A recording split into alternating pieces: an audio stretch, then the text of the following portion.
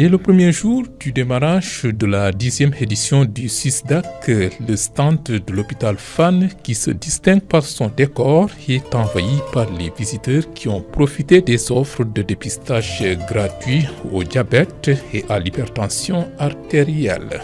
Aujourd'hui, hier et aujourd'hui, nous sommes là surtout pour en fait faire de la prévention, faire de la sensibilisation. Et ce qu'on fait, c'est faire du dépistage, diabète, hypertension artérielle, arythmie cardiaque, et pouvoir discuter directement avec les gens et leur donner des informations sur l'accident vasculaire cérébral, sur comment cela se manifeste, comment également le prévenir.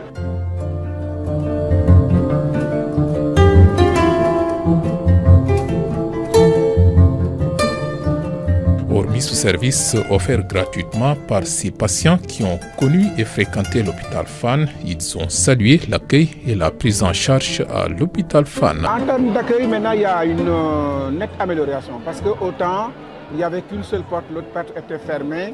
Bon, il n'y avait pas une fluidité parce qu'il y avait des embouteillages et autres là.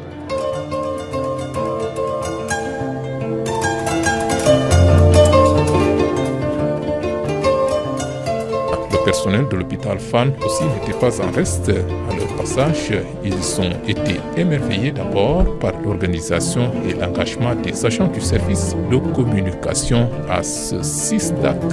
D'abord, je tenais à féliciter la direction pour cette initiative parce que pour moi, c'est la première fois que je viens assister à l'exposition de Fann. Félicitations, et j'étais agréablement surprise de voir la bonne organisation. Nous sommes vraiment contents et satisfaits de ce que nous avons vu ici.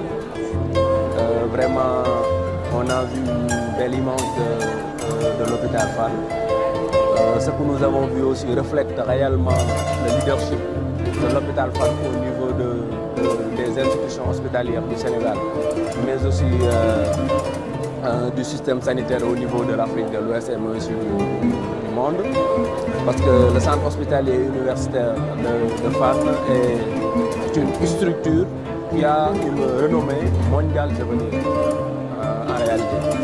Donc vous êtes en train de montrer que l'hôpital est aussi une structure très dynamique parce qu'on a vu que partout dans les stands, on a vu que vous avez montré que vous occupez ici le leadership au niveau des différents stands qui sont ici. Donc on est vraiment content et satisfait de vos activités. On a vu beaucoup de gens qui sont là, qui viennent visiter, qui viennent aussi profiter des offres sanitaires de l'hôpital. Surtout en réalité l'accueil. J'ai vu que ici, des jeunes qui sont très dynamiques et qui sont aussi passionnés de ce qu'ils font.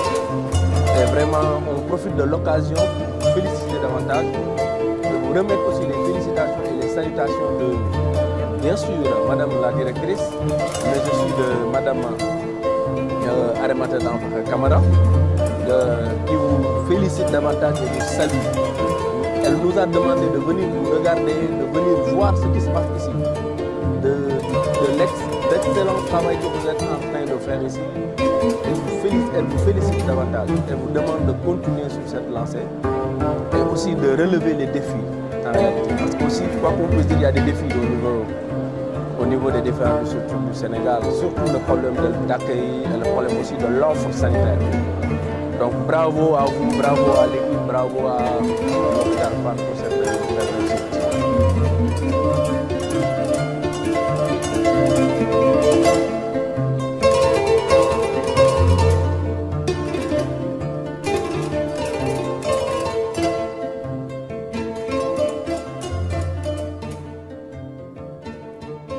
Dans l'après-midi du même jour, en marge de la cérémonie officielle, le ministre de la Santé a eu à visiter le stand de l'hôpital Fann. Ibrahima Sy a été accueilli par la directrice de l'hôpital Khadija Toussar Kébé au cœur du stand.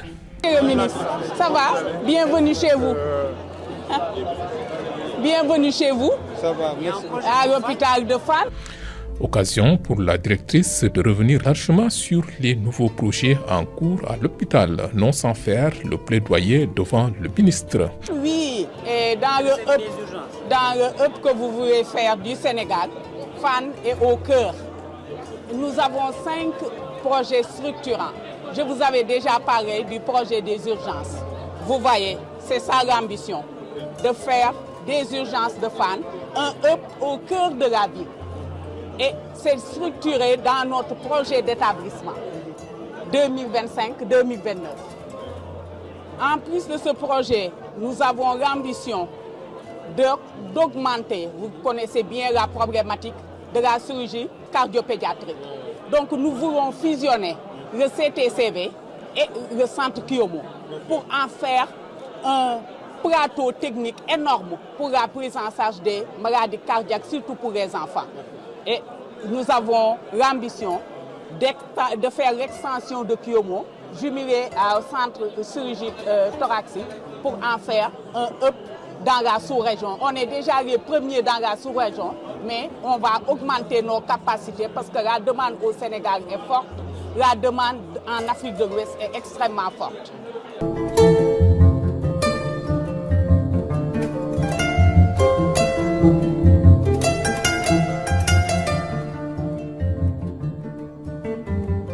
Et ce n'est pas fini, l'ambition de moderniser l'hôpital Fann dans le cadre du projet d'établissement est inclusive et va au-delà des objectifs. Vous avez la cardiologie interventionnelle dirigée par le professeur Bara Diop.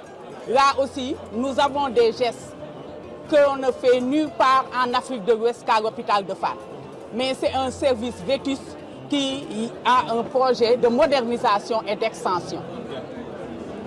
En plus de cela, nous avons la référence de la neurochirurgie. Parce que dans tous ces services, nous sommes la référence au niveau du Sénégal et la référence au niveau de la sous-région. Donc pour cela, dans le projet d'établissement, nous allons en faire un tout cohérent pour que les services mutualisent, les services se parlent et les services communiquent. Et dans la finalisation de ce projet d'établissement, nous avons la gériatrie. La gériatrie qui est en finition et qui va être équipée par le ministère de la Santé et qui va doubler la capacité de la prise en charge des personnes âgées. Nous avons aussi la neurologie qui a déjà déménagé et on est en train, avec l'appui de la DIEM et l'appui de la DGS, à réduire les écarts. Donc dans le projet d'établissement, nous voulons participer dans ce hub que Sénégal 2050 veut faire du Sénégal. Et nous en avons les moyens en termes de surface et nous en avons les moyens en termes de ressources humaines. Fann regorge de potentialité nulle part ailleurs en Afrique.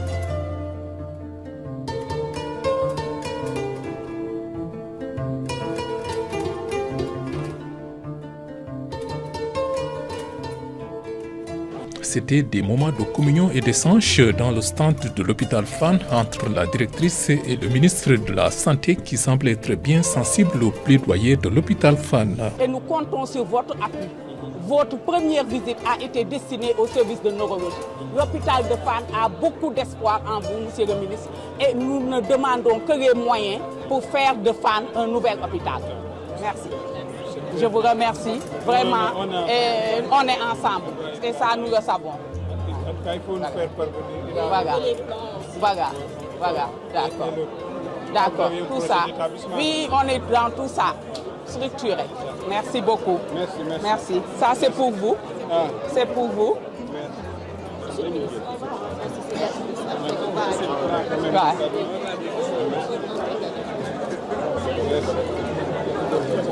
Merci. Bon courage. Merci. De toute façon, on verra. Voilà. Merci, monsieur le ministre. Merci beaucoup. Merci. Cette 10e édition du Salon international de la santé et du matériel médical organisé sous le thème « La santé vecteur de développement économique des pays de l'OCI » avait pour parrain le professeur Amadou Gallo Diop, neurologue retraité de Fann. Moi, ce parrainage, je le dédie à tout le personnel qui est dans la santé. Ce n'est pas seulement médecins, chirurgiens, sages-femmes, infirmiers, c'est aussi le personnel administratif. Et l'exemple de la directrice de l'hôpital Fann est un exemple extraordinaire avec sa générosité, son sens de l'écoute, son pragmatisme. Le personnel paramédical de l'hôpital Fann, vous-même, le service de communication en train de faire ce travail. C'est vraiment à eux et les facultés de médecine, dont celle qui est voisine de l'hôpital Fann avec le doyen Liège et les facultés des autres villes. Moi, c'est à tout ce monde qui œuvre pour la santé en termes de prévention, en termes de soins, à qui vraiment je dédie ce parrainage qui dépasse largement la petite personne de Amadou Gallo.